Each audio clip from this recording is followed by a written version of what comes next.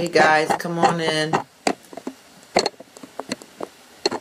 Taisha, Cheryl, Jay, Katrina, Mishi. Is that Mishi's little coral colors that are coming up? Chevelle. Amen.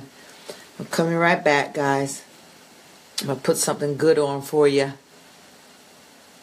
And I'm coming, Cheryl. I'm coming.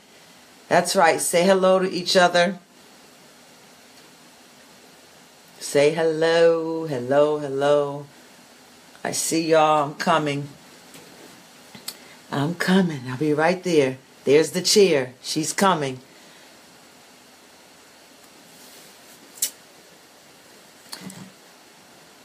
I be afraid to play stuff now because they be so funny about copyright.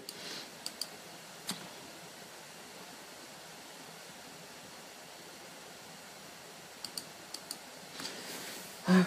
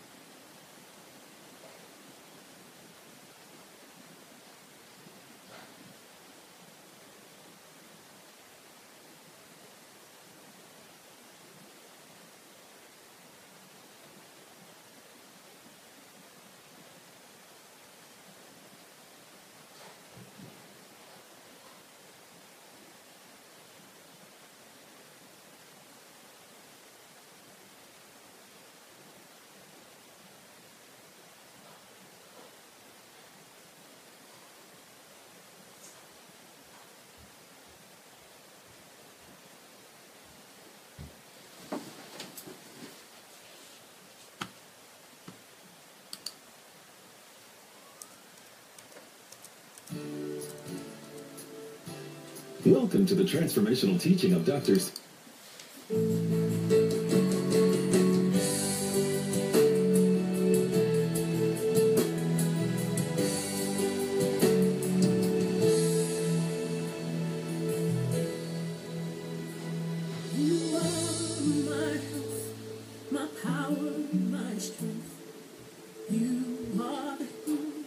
Running through my veins, and you help me do what I trust you, and I owe it all.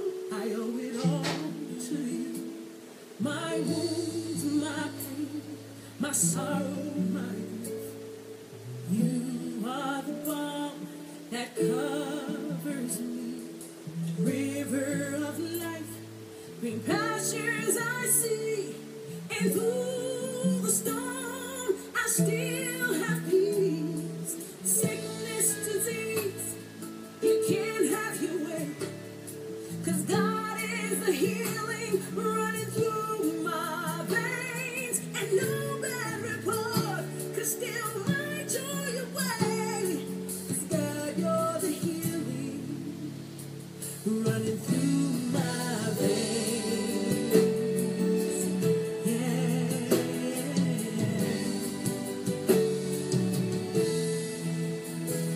You sent your word, and I believe it's two-edged sword, the surgery. First in my spirit, my soul and body is relishing eternally. So sickness, disease, you can't have your way. Hello, good evening. All right.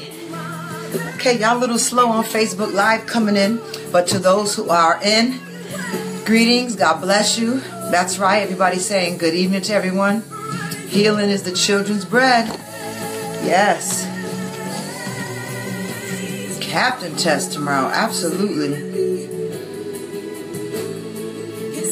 Hi, Keish, glad you're on. Hello, Sylvie, Jackie Harden. Just over a little bit in my face. Hello, Elder Ross. Good evening, good people. How are you this evening? Did everyone get a chance to greet your neighbor? Give him a holy high five? Yes.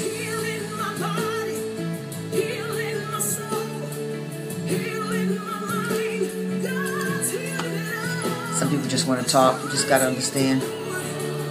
All right. It's 9:11. We're going to get ready to get started. Oh, yeah. You're going to get some of that, Regina. That's right. Good evening, Periscope delegates. Tonight, if you know any young women or any young men that are, well, younger, because I know we are young, struggling in a relationship or from a former relationship or a relationship that they couldn't have gotten healed from. That's right, Sharita. Sharita has the best seat in the house. Welcome, Minister Paulette. The Gilberts, my people. Invite your young women on. If you know any young women that are at the age where they are exploring relationships and you're worrying about them getting hurt, or you know that, you know, the way life and love has it, they're probably going to get some kind of lesson. But I know, Elder Ross, I know you holding on. And so share this tomorrow. Put it in their inbox. Don't embarrass them if you put it on their page. Let them decide if they like it or not. And let them put it on their own page. But if you have any young daughters or nieces or young women in the community in which you're in, your church, within your family, anywhere like that, and you believe they can benefit from some early life lessons on relationship, and even young men, because actually my position, I do have the honor of counseling wonderful people, and I've learned that we kind of stereotype problems and issues, especially soul issues, but how many of us realize now at the point we are in life that problems do not have a gender, they don't have a race, they don't have a specific anything. As life would have it, problems are what they are. Hello, Booker. Hello, Deborah Johnson. Good evening. Welcome, everyone. So I just want to talk tonight for a few minutes on basically setting some standards in your life. Setting some standards in your life. And some of the standards are really what I'm going to what I would like to do is to stir up in you some standards that need to be set in your life, professionally, educationally, relationally. They can even be set up materially, but standards in your life of what I have learned this far. This is what you could journal it on your page. This is what I have learned this far. And based on this of what I have experienced this far, these are the standards that I have set forth in my life. Amen. Good. Let's listen for a moment. They say unto me, where is the word of the Lord? Let it come nigh.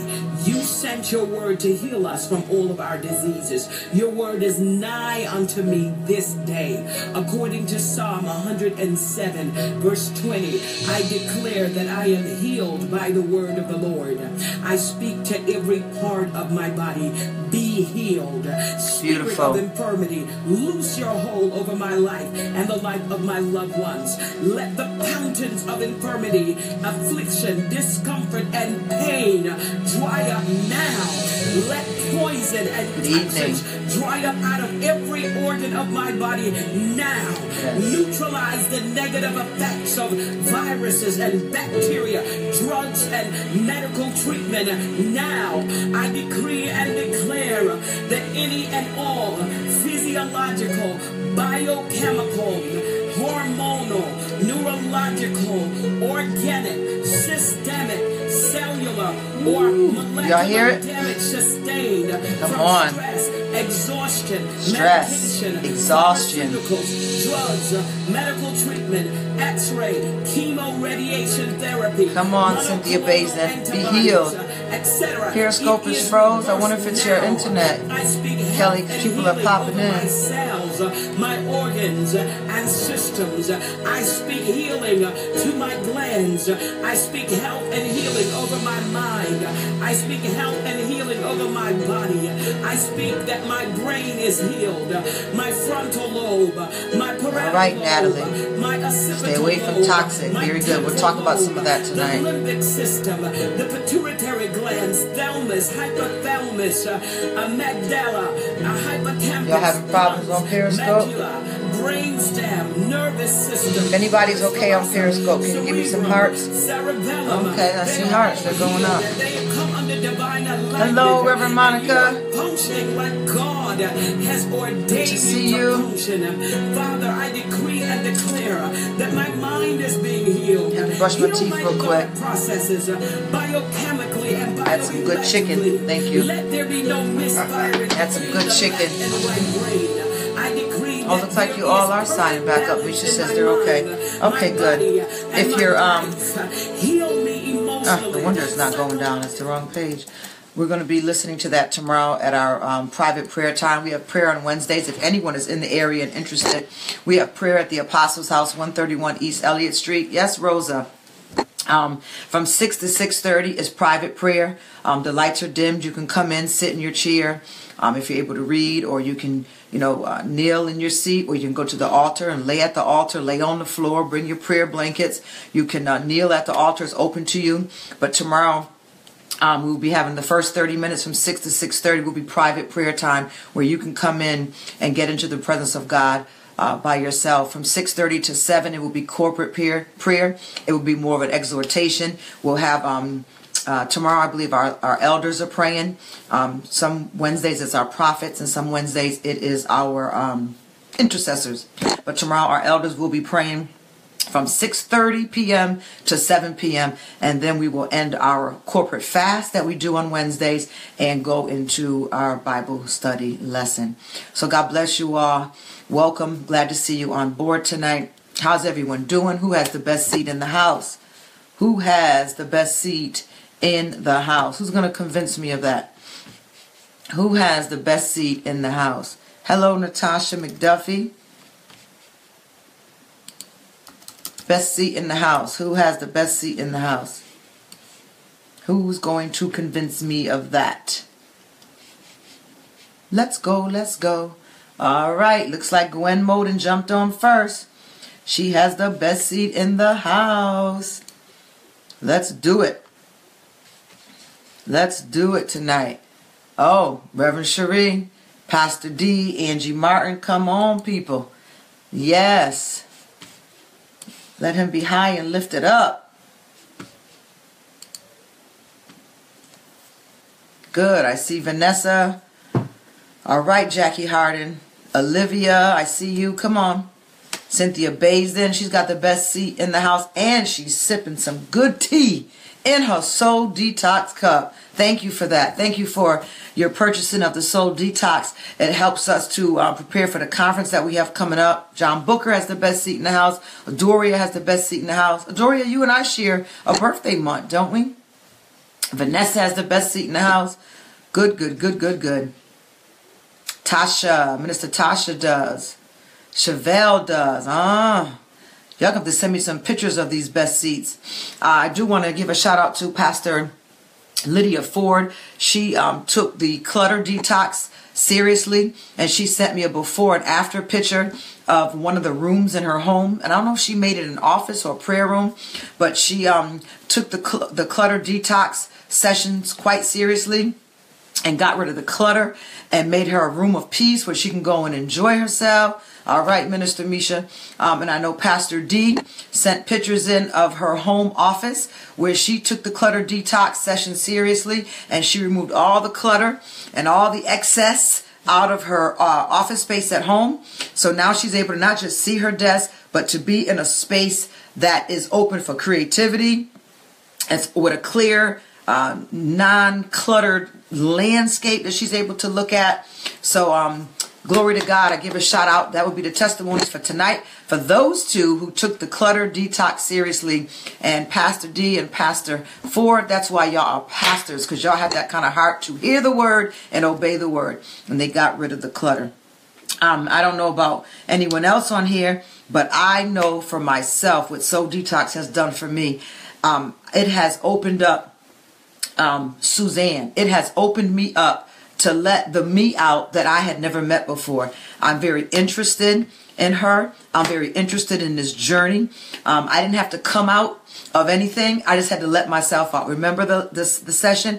You are the CO. You hold the keys to that prison that you've locked yourself in. Just unlock the door and let yourself out.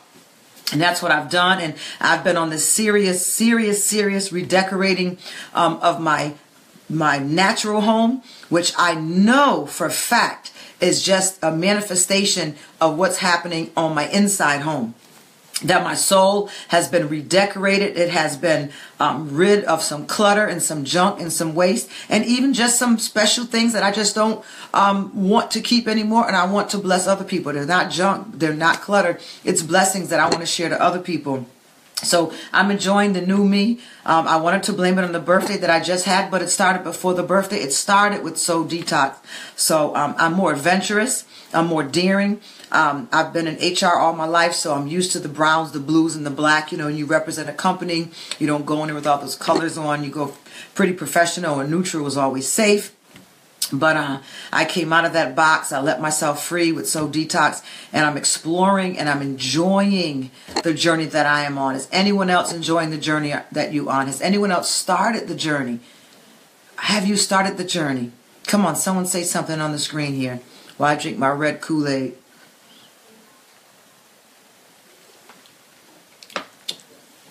No one's talking tonight, huh? All right. I don't know if Periscope is all right. There's no hearts or anything going on. I hope they're okay. Y'all all right, Periscope? Flipping it around on y'all. Okay. Nisi says she has started the journey. Good. Very good. All right. Let's talk for a little bit tonight. First, let me share this, because by the end of the night, we get really pumped up. Then I start running around looking for the time. Very good, Natalia. Very good. Thank you. Ooh, very good, Angie. Let me read this for a moment. I need the encouragement. It was painful, Regina. Absolutely. Yes, Paulette. Cherie, very good. Yes, Rosa. So it's really time for our conference. We've got to get together so we can update each other and share. Yes, Elder Ross. Absolutely. All right, Carlin, started. I'm telling you, you know, when the teacher has been changed by what's being taught. It's worth it for other people to try it. Thank you. Anya's putting up the website, SuzanneMHoward.com. Go and subscribe. I'm not asking you for anything. Just go, hey, Virtuous Love. Just go and subscribe so you can be in the know when I send out other short teaching videos. I send out blogs and information, and just stay in the know with us. Hello, Nicole. How's the baby? I had you laying hands on her all through January, and now she's here. Welcome, Journey. Beautiful. Good evening. Good evening. All right. Tonight I want to talk about, oh, come on, Lulu. Why not? I think I'm going to see you all next week, Lulu, on Monday night. Welcome, Evangelist. Thank you. Rhonda West, welcome. Welcome, Imana. Come on, Rivera. Absolutely. Thank you, Rosa. Thank you. It was very painful. I actually literally cried with some of y'all right on here. Very good, Susan. Awesome. Very good. And you are welcome. And thank you. Thank you. I think Periscope's having problems because I see my AV tech girl has just logged back in. Let me see if I can move it around a little bit. I don't know if it's going to help or not.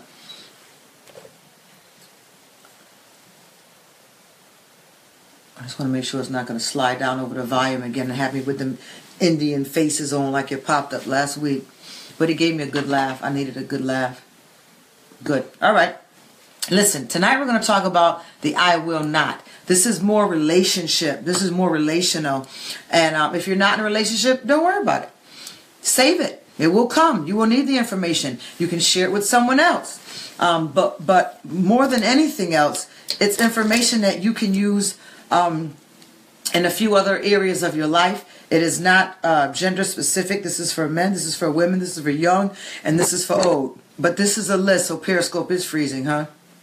This is a list. Let me just see something real quick, Periscope.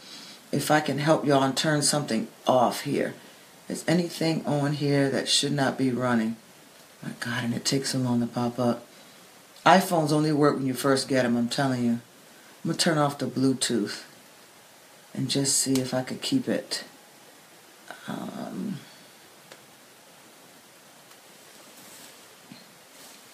Oops, did I kick them out? I did. Go back in.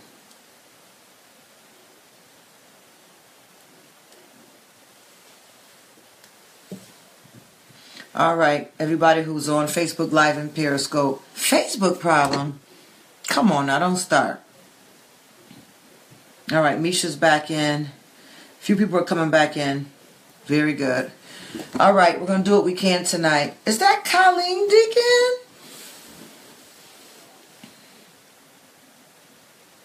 Okay, I see Chevelle setting up hearts, so people are in on Facebook Live. Hi, Madison, Nolan, Prophet Chase, what's up?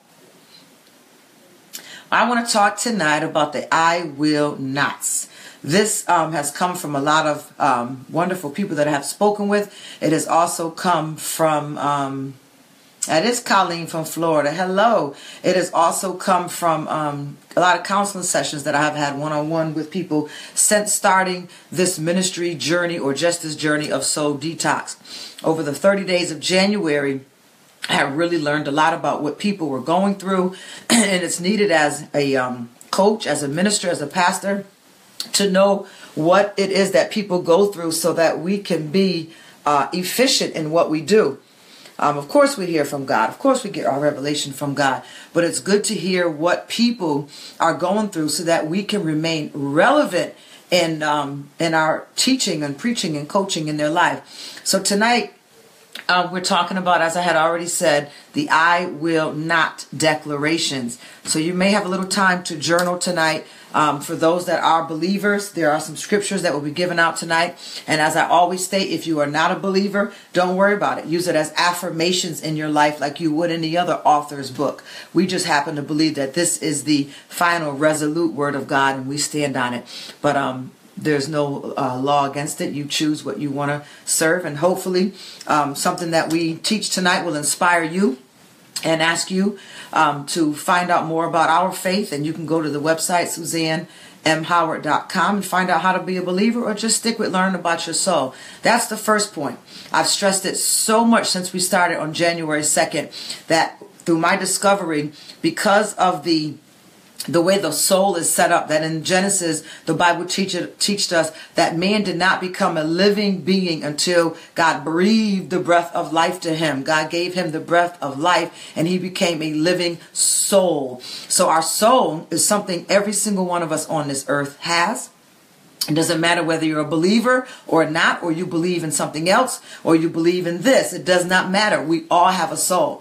There's no discrimination about it. We all have a soul. So the problem is our soul has a fantastic memory bank, and it stores all the data from the moment of, I don't want to really say conception. I don't have enough evidence of that, or I haven't studied it enough, but I'd say from the beginning of life in the womb. You're a living being. You're a soul, and your soul is already recording data, sounds, mommy's voice and daddy's voice, and any weeping that the mother goes through, any joy that the mother goes through, even music that has been scientifically proven. And people would actually put music to their belly so that their babies could be turned or made interested into some of these great composers and different music, and just doing a lot of things for a baby that's still inside the womb. Why? Because the world found something out. The world found out that there's one thing we all have in common, and besides that we are all earth beings, is that we all have a soul. And the soul has a fantastic memory bank, so much so that it's better than a hard drive on the latest computer. It has stored and it remembers every single thing that has gone on since the time that you became a living being in your mother's womb. So what happens when we get older in life, everything we've gone through, every good thing, every bad thing, every sad thing, every dysfunctional thing is stored in our soul. And we never find a place to talk about it. We go through most of our journey as children. Our most pivotal and detrimental years are when we were our children. The least amount of time of our life actually has the biggest impact on our life. Now we can, make it to 80 years of age, but the first 18 years of our life has more impact on the remaining years than the remaining years has on the beginning. Blah, right? Makes sense. So what happens with that? We become a soul. We have a living being, and everything's in it. Every word that was spoken over us, the rejection, the misunderstanding, the molestation, the casting away, the bullying, every single thing that we've gone through in our family, in our schools, through teachers or lack thereof, and it's all in our souls. And then we grow up and we try to go out and be adults, and something's wrong, something's off. We can't relate to people. We have trouble in relationships. We become very toxic with people.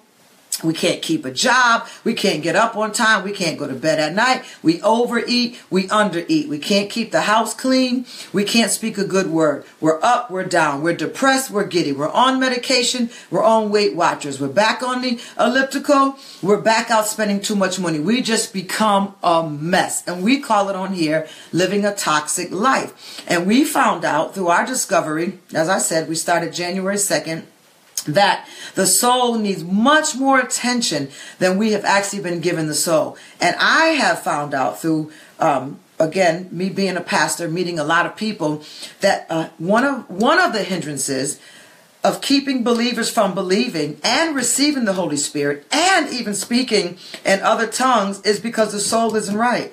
So we need more soul counselors. We need more people to minister to the soul, so that the soul can become healthy and we can receive the presence of God and live that life, and that life more abundantly.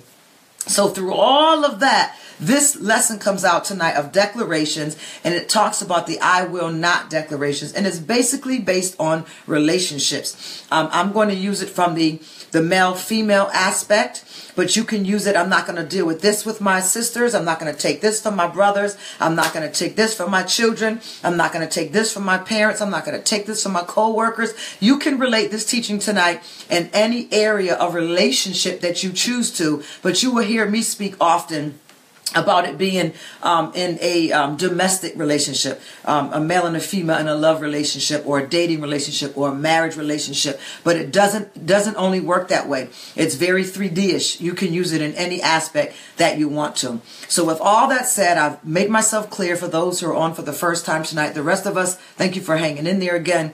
Tonight, our first I will not. Are you ready to write? Do you have your pencils?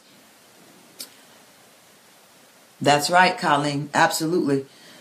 And that's why we can't keep the job. We cannot get a raise. We say stuff we shouldn't say. Our thoughts are racing all over the place. Why?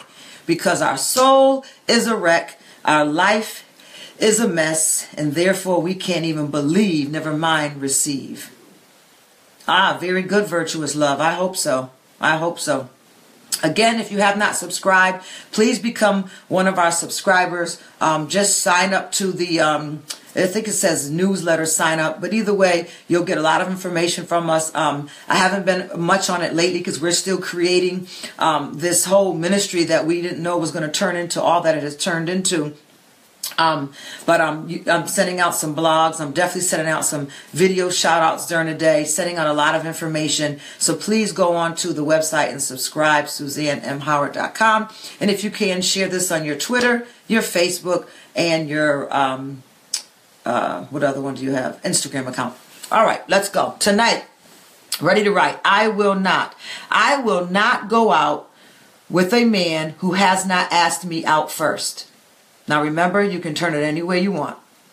I will not go out with a woman who has not asked me out first. What are we talking about here? Why? Because he is getting a gift. What is wrong in 2017? Still, would we consider it old-fashioned, old school? That's too Bible, that's too Christian.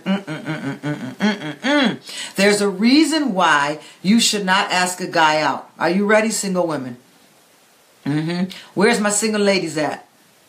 I will not go out with a man who has not asked me out first. Why? Because he's getting a gift. And if you do not realize that you are a gift, no one else in the world is going to realize that you are a gift. It is more than a religious stance. It is more than being holy.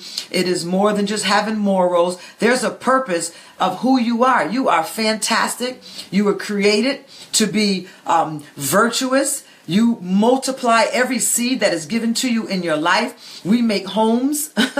We make children. We carry them. We do a lot.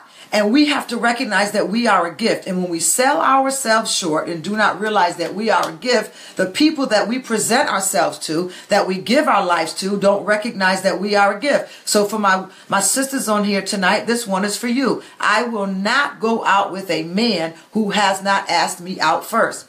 Tag your young daughters in it. Tag some young women in this. Teach them. I know we're a lot bolder and a lot more confident in 2017, and we think this is too deep, too religious, too holy, but it's not. There's a reason for this, because you have to realize that you are a gift. Let me give it to you this way. Anyone on here like expensive items, expensive jewelry, expensive handbags, any things like that? If you like anything expensive, see, that's how we have to turn it around and how we think. You have to understand that you are expensive, that you are a gift, and that you are worth something. And if you cannot recognize, as we would say, the oil in your alabaster box, who else is going to recognize? That's right, Madison. We do have a young woman on here. Very good. If you don't know your worth, how do you expect anyone else to know your worth? I noticed that when you go to the store and you want to purchase something that's expensive, do you know that it's never set out in the middle of the aisle? When you want to purchase something that's expensive, it's never just set out so that you can go and reach it and touch it and maybe drop it or get food on it or the oil from our skin on it. Whenever you go to a store, anything that they value, anything that is of any value to them, it's locked up. It's either in a glass case that you can look down in. You can bow down to the front and look in, or you can stand over the glass and you can look in the display case. It's usually locked with a key. Sometimes it's stored on a back shelf. But the only way to get to expensive things is by going through the representative of that item, the store clerk, the sales clerk, whatever we call it today. So anything that's expensive is usually locked away. Things that hold value are locked away. Things that have value to them, they're not just jumping off the rack and falling into your lap. They're not saying, buy me, I only cost $1. They're sitting up here like, you don't even want to ask the price of this. And I heard some people who can afford this type of lifestyle actually say that if you have to ask the price of something, then it already shows that you shouldn't be purchasing it. That's something to think about. So if somebody has to ask your cost, ask your worth, or not know your value, that's already telling you that's somebody that shouldn't even be in your life. They're not even on the market for what you hold. The problem comes in is when we don't know our value. The problem comes in when we don't know our worth. So we're not locked away behind a counter. We're not put away on a shelf. We're right there falling off, just asking any man to just grab me, just pick me up and take us away and give me a happy life. I'm a princess and I want a knight in shining armor. You know you're not a princess. You have value. So you should not be easily obtained. You should not be easily intertwined in conversations. You should not be so free as if you're just somebody's giveaway that nobody holds a value to, that nobody has any stock in you. Nobody's depending on you, that you have no worth in you. Anything that has any value is always locked up and put away.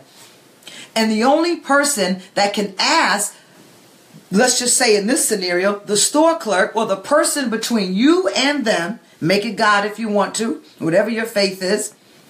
But when somebody comes to check out something of any value that they are interested in, they have to go through someone else to get there. You ever go and let's say I bought a Honda before, and the salesmen are all over the floor, everywhere. Then you go in with someone who's buying a Mercedes or BMW or something of even higher value of that. You don't see the car salesman running around chasing after you. They're sitting in their office because they know that anyone that comes to them knows the amount that they're getting ready to purchase, knows the value of what they're purchasing, and you're just a looker. So the salesman sits back very confident. He's not desperate. He's not running around trying to get your attention. He's waiting because he knows that anyone who comes to talk to him, because what he has is very valuable, they have to know the cost of it. But if you go into one of these other lots, they're running all over the place, ready to help you. Why? Because they're going to get us credit for that thing, no matter what the interest rate is. Do you get my point? Anything that is of value is locked up. It's not easy for anyone to get to.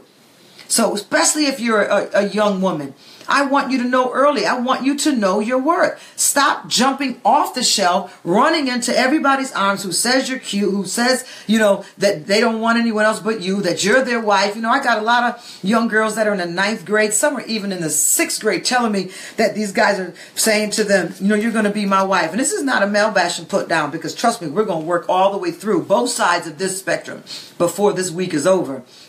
But you have to know your value. Otherwise, you fall for every single thing somebody says to you. Every single time. When you know your value, other people will appreciate you. So remember that. Anything that's worth value is expensive. Anything that is expensive is usually locked up and put away. It's usually locked in a case with a key or put so far behind you that you can't even get to it until someone can come and show it to you. Think about it. So it's on a shelf, number one. Number two, you have to ask if you can go and see it. You cannot even go behind the counter and grab it. Why? Because now it's considered stealing. There's order. There's protocol when you want to see things that are worth some value to someone else. And you are worth value to someone else. Someone, if not anyone that you know, God holds value on your life. And you have to be in a place where you know your own value. Very good. Thank you for those that are repeating it. Remember, you are fantastic.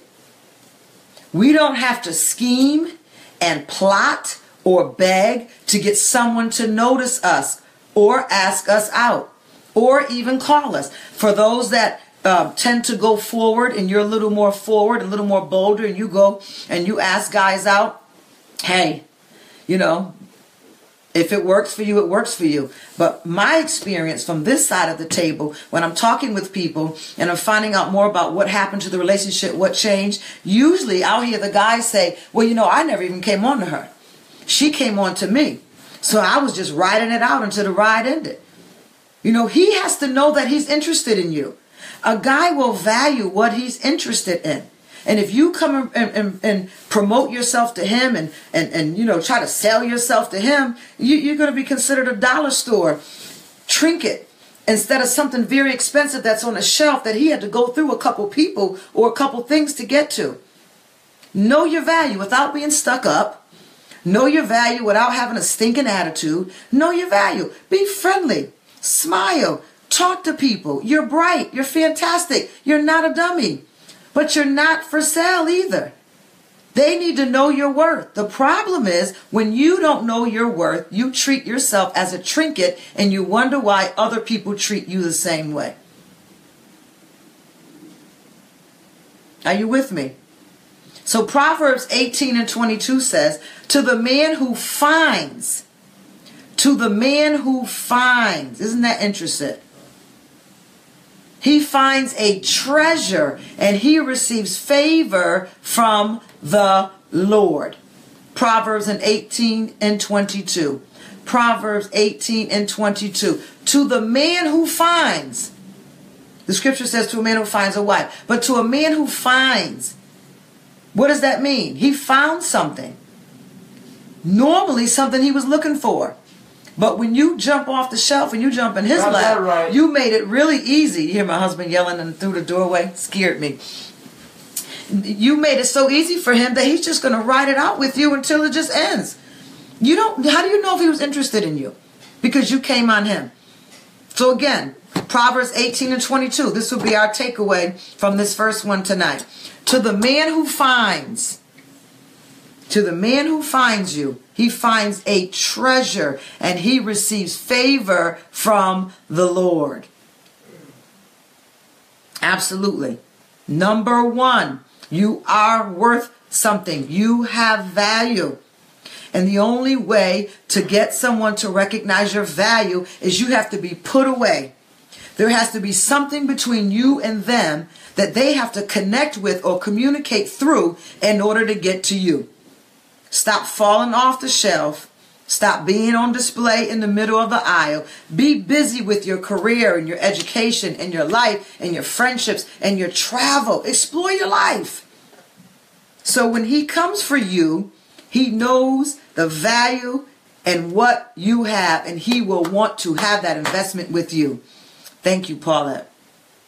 That's our takeaway. Our takeaway tonight is number one, Proverbs 18 and 22. To the man who finds, let him take the time out to find you, even if it takes him a long time. You've made your point. He's noticed you, and he'll get around to you. But once you go and you get him and you tempt him, you're going to have to plot, scheme, and beg to keep him in your life. And that is not worth it. Let him notice you. And if he doesn't, then he's not the one. Simple as that. And it may take him a little while. But what is your rush? Have you made it out of Connecticut? Have you made it out of America? Have you traveled anywhere? Besides going to South Beach with the girls, Dominican Republic, Jamaica. I hear these trips all the time. Wonderful trips. But how about really adapting to different cultures? Italy, Greece, France. How about going Hong Kong, China? Get out. Go experience. What is your urgency that you have to go and make sure somebody notices you, decreasing your value, selling yourself like a trinket, only to invest in 1 to 3 years with someone who tells you later on, well, you know, you never even gave me a chance to figure out if I wanted to date you. Yes, I like the looks. Yes, I like the 36, 28, 36. But I was checking out your mind. I was trying to see how you carried your credit. I was trying to see if you ever have money in your pocket or you're always looking for somebody to buy you something. I was trying to see how you keep your car. You know, guys will go through all of this stuff. We are the ones that jump so fast. But a guy will go through a lot to inspect a woman. So you can be a Louis Vuitton up on that shelf, or a Prada, or what's the other one, Givenchy? Or you can just be on the shelf saying, anybody buy me, I'll reduce the price for the next buyer. He who finds, let him find you. And may he find you doing something. And may you add value to his life and not take from his life, so that you can multiply together. To understand that when he finds, he's finding a treasure. He's not finding something that he can just go behind the counter and grab. All right, number 2. We can get to number 2 tonight. I will not Are you ready? I will not. Good comments. You're keeping up with me tonight. I will not go out with a man or a woman who keeps me waiting. Ooh. Hey, Beverly. I will not. Welcome, Migdalia, Denise Holter. I will not go out with a man, or you may be a brother on here tonight. I will not go out with a woman who keeps me waiting. Now, what does this mean? If you are not somebody's priority, it will show in how they value you. It will show in how they value you with their words and their actions. Remember, we taught this for 30 days or 40 days at this point. Behaviors reveal beliefs. Behaviors reveal beliefs. It doesn't matter what he's saying. Watch her behavior. Watch his behavior. It will be revealed if you really are a priority in their life. It will be revealed if they really know the value of you. Do they take you as a joke? Do they take you as just something to do when the girls ain't around or the guys ain't around or the one they really want to be with hasn't showed up yet? So they're spending time with you. You know, we called them spare tires and all kind of stuff back in my day. But you need to have your second will not tonight. I will not go out with someone who keeps me waiting. If you are not their priority, it will show up in how they value you. This could even be just with your girlfriends. How they value you with their words. Value you with their actions. Behaviors always reveal beliefs. If their behavior is unapproving of your value to them, then you are not a priority in their life, or they are just not convinced that you are the treasure that you want them to know that you are. Come on. There were 100 men polled. 100. And out of the 100 men that were polled, they all said they have never been too busy to call a woman they were really into. Do y'all hear me? My cell phone died. I ran out of minutes. I lost my cell phone and I just found it. My cell phone was cut off for a little while. So-and-so had my phone. I lost it in the mall and I didn't find it until 5 minutes from your house. Come on, somebody. You are not a priority in their life. And out of 100 men that were polled, that was asked the question, do they not like to call the people that they care a lot about or love? 100% of the men polled said they've never been too busy to call a woman they really wanted to talk to. The phone excuses. Come on, we've heard them all. Some of us have given those phone excuses. But 100% of the men that were polled all came back and said when they really wanted to get in touch with somebody that they loved or was interested in, they found a way to do it. They borrow Pookie's phone. They will go to the store phone. My husband has even gone and asked people's phone while he's pumping gas. Can I use your phone? To call his wife. Now, it didn't start out like that. He didn't understand the value of a phone call. Brothers, if you're on here tonight, let me teach you. She likes to hear from you. She's invested in you. You are an investment for her. And she wants to know that you're all right, that the relationship is secure, that we are straight. The number one desire of a woman, of course, is love. But I'll say number two then. The number two desire after love for a woman is security. She needs to know that the relationship is all right. A lot of men complain to me that their woman is insecure. She's so insecure. One of the reasons why women are insecure is because of the insecurity she's sensing in the relationship. And I know what I'm talking about. I've known some really, did I say really? Some really good cheaters. But they did a good job with it. They called that woman. They brought her little roses home. They did little things with her, little players. And the woman was secure and didn't have no issues with him. And he was out doing his thing. You aren't even doing anything. And your woman or your man is stressing you and driving you crazy. Why? They're insecure. Where's the insecurity breeding from? Your relationship. Your lack of a phone call. Hey, how you doing today? Thinking about you. Your lack of a phone call back. Don't tolerate that mess from the rip. Let them know I'm worth more than this. If I have to chase you to call me, then I've got to go. It's very important. Love is number one for a woman. And number two, she needs security. So our number two tonight is I will not go out with anyone who keeps me waiting. If I am not a priority in their life and it does not reveal through their actions and their dealings with me, I've got to go. Bye bye so long. You're not worth it. And I want to catch you early in life. And if you're not, under 50 years of age, then I want to catch you while you're revolving and evolving and recycling in life at a part where you're like, look, I'm drawing the line of some things I'm not going to deal with. You don't want to be bitter. You don't want to have this list of things that you just have to stand by, that there has to be some standards in your life of what you're just not going to tolerate anymore. Don't have time for it. So we need love and we need security. 1 Corinthians 13, 4-7 says, love is. And one of the things it says is love does not demand its own way. So what does that mean? He has to know, or she has to know, the value of bringing security to you. You can't have your own way. We're in a relationship together. How can two come together unless they agree? We have to agree. And it is important for me to hear from you during the day. I like to hear from my son. My son travels with his job. And I told him the other day, I says, look, you're grown. I can't tell you what to do. I still love you. I'm still concerned about you. I mean, I gave you birth. He gave you life and I gave you birth. I gave you breath outside of the womb. I just want to know if you can just tell me on Mondays the name of the hotel you're staying at. You're in different towns. You go out to eat in different restaurants every night. You're meeting different people. You show me a picture of a girl you met in the restaurant. You and her went out later on that night. But then what? I don't even know where you're staying. I just know what state you're in.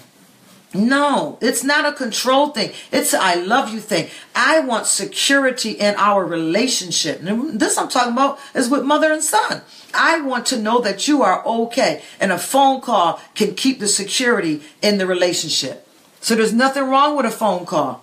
Stop feeling like you have to have your own way and I'll see you when I get in. I ain't checking in. No, you got a problem. If you call love control, if you call love checking in, you've got a problem. By this example, I can't go on by your whole relationship tonight now. I can't speak for your whole relationship. I have to hear the details. But this right here, you have to give. You have to have empathy for your partner, not demanding your own way. Okay? The Bible also says love is not irritable.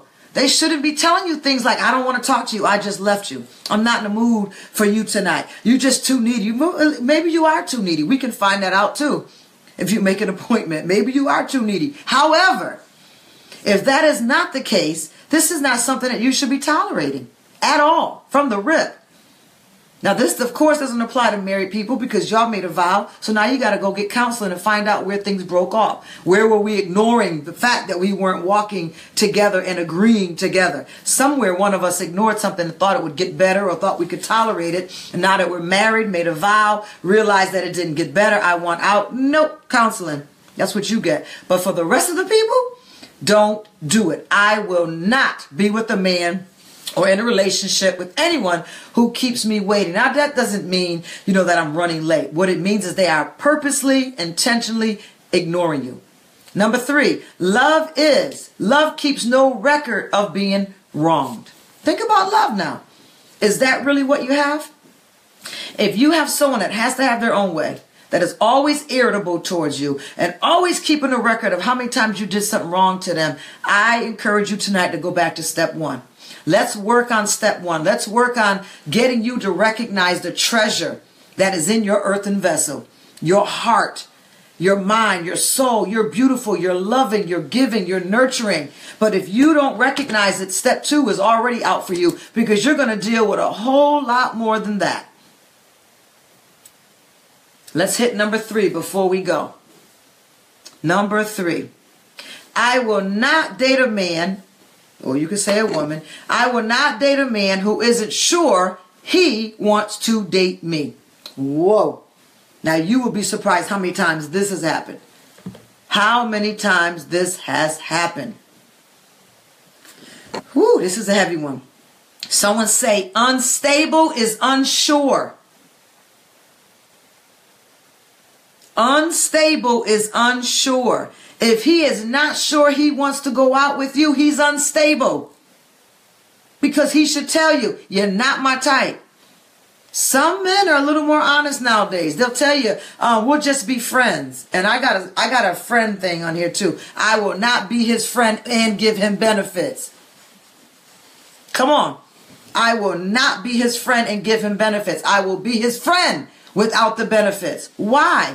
Because an unstable person is an unsure person. What does that mean? Come on, somebody saying it with me? Very good. It's popping up on the screen. Unstable is unsure. In the Bible, James 1:8 reads, their loyalties are divided, and they are unstable and divided about everything. It's not just you, baby. You're with someone who's just enjoying 10, 15, or 20 years of dating. And they're not making up their mind about anything in their life. And more than likely, the woman before you took care of them. And more than after you, the woman after you was going to take care of them. And sir, she was a gold digger before she got with you. She's not unstable. She's unsure.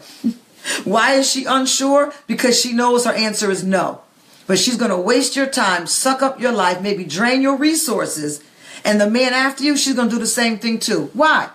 Because her unsureness or his unsureness only reveals an instability in their life. They are unstable. And anyone who's unstable is unstable in all their ways. Watch their life patterns. Watch the pattern. Remember the thread? And it becomes a whole rug. Remember? It started out like this. Something you thought you would ignore. Now you got a whole pattern showing and revealing. They're unstable in all their ways. Do not waste your time. And let me say this before we go out tonight. If you've had to let someone go, either they left you or you left them, but you know from your heart you had to let them go. And the one thing that I knew that kept me in bad relationships longer than they deserved was the fact that, is he going to be what I thought he would be with the woman after me that he wasn't with me? So should I tolerate a little bit more? Should I stay in a little bit more? Should I invest a little bit more? Because I don't want to see him change with her that I couldn't get out of him. Honey, if you couldn't get it out of him when he was with you with the benefits, he's not going to do it with you if you bring him back in. So she may get a better version of him. But if you got him back, you're going to end up with the same version. So don't waste your time and your resources and your treasure and your investment waiting for somebody to change. They're unstable. Let them go. An unstable person, an unsure person is not just unsure or unstable with you. It's in their entire life. Check out the pattern. Somebody says they thanking me so much for this teaching tonight because you know now. You making it so much about you. You're so self-absorbed in your pain and what he or she is not doing for you. But you forgot to look at the rest of their life. Do they pay their bills on time?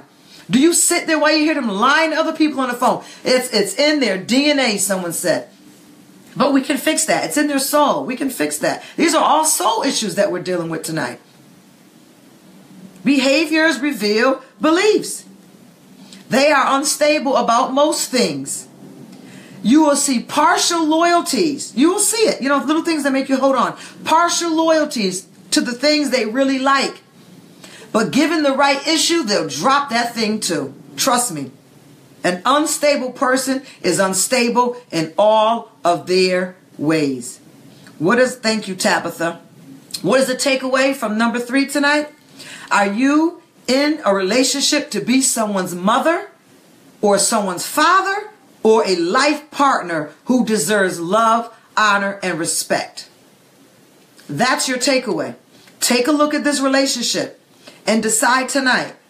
Am I in this relationship to be his mother? Am I in the relationship to be her father? Or am I in a relationship where I want to be loved, honored, and respect mutually? Because if you're in this relationship and you're finding yourself being someone's mother or father, get out while you can. It's not worth it. See, these are the things that we do in the beginning because we love them. I have a sister that shared a testimony with me, and she told me how she met a guy, and he would buy her little stuff, and so she loved it. Oh my gosh, she just thought she'd met the right man, loved it. About a year later, he was starting to, buy her clothes and insisting that she would wear the clothes that he bought.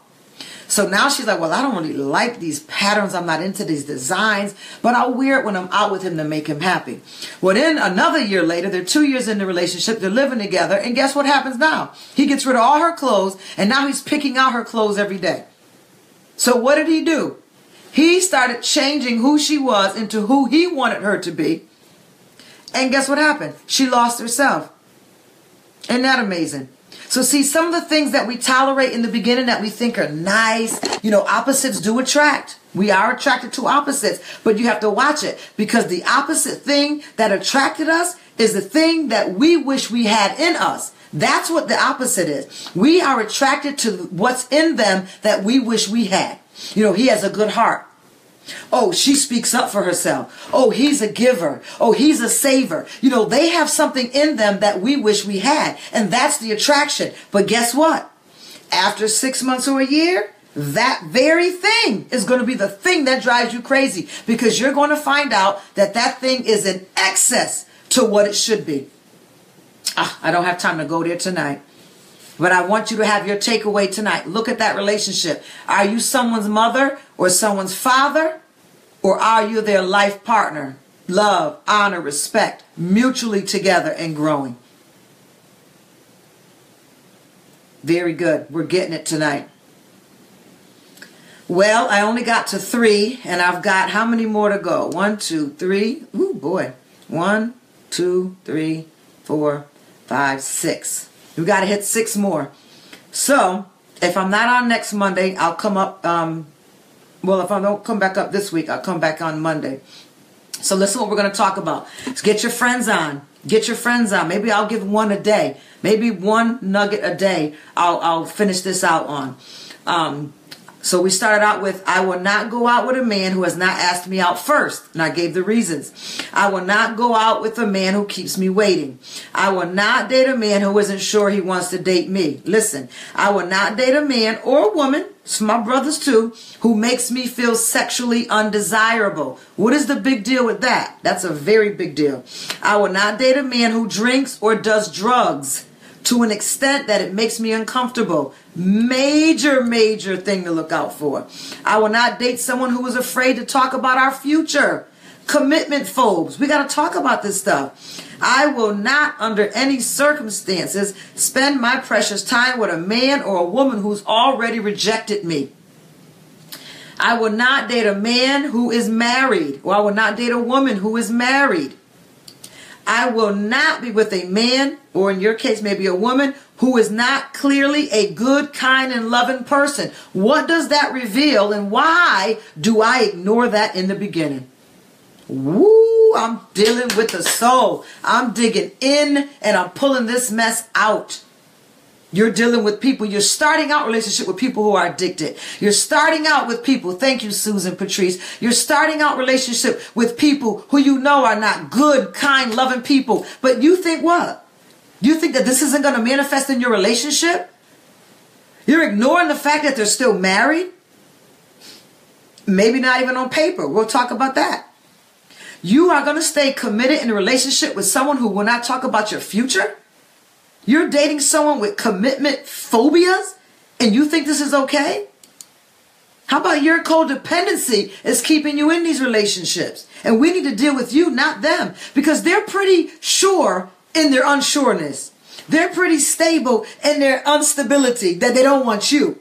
But why won't you let them go? Why do you keep dating these people? Why do you keep making room for these relationships? Why do your girlfriends get to treat you the way they do it? Why do your guy friends treat you the way you do? Why does your mother treat you the way she treats you? Why do you treat your mother the way you do? You've got soul issues. Listen, I'm going on this all night, but we're going to end.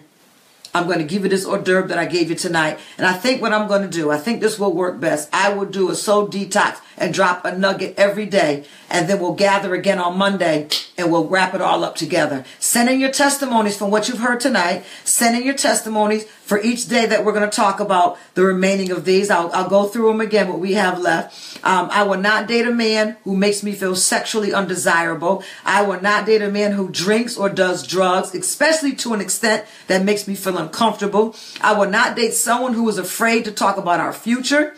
I will not, under any circumstances, spend my precious time with a man or a woman who has already rejected me. I will not date someone who is married, and I will not be with someone who clearly is not a good, kind, and loving person from the beginning. These are all things that we ignore that take us out later on. Well, we're going to go. I'm going to look for your testimonies. I'll drop the nuggets. I can't promise that they'll all be 9 o'clock at night, but if you stay tuned to my page, you'll be able to catch it.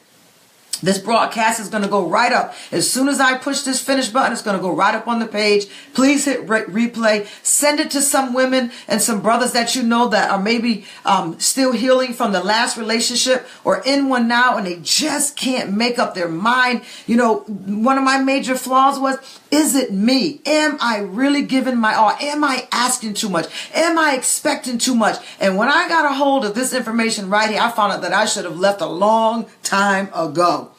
So I hope that this has blessed you tonight. I pray that above all things that you prosper and be in good health, even as your soul prospers. I bring you greetings and blessings, and be encouraged, be happy, enjoy your life, and look for these nuggets each day. And please, when you hear each nugget, send in a little testimony. Let me know your questions so I can go deeper into some of the questions that you have. And let's get ourselves together. And lastly, I have decided that I'm going to do a private retreat. I'm looking to take away no more than 10 people, no less than 5 people for a weekend. And we're going to deal with this right here. It's going to be a relationship weekend. Now, here's the deal.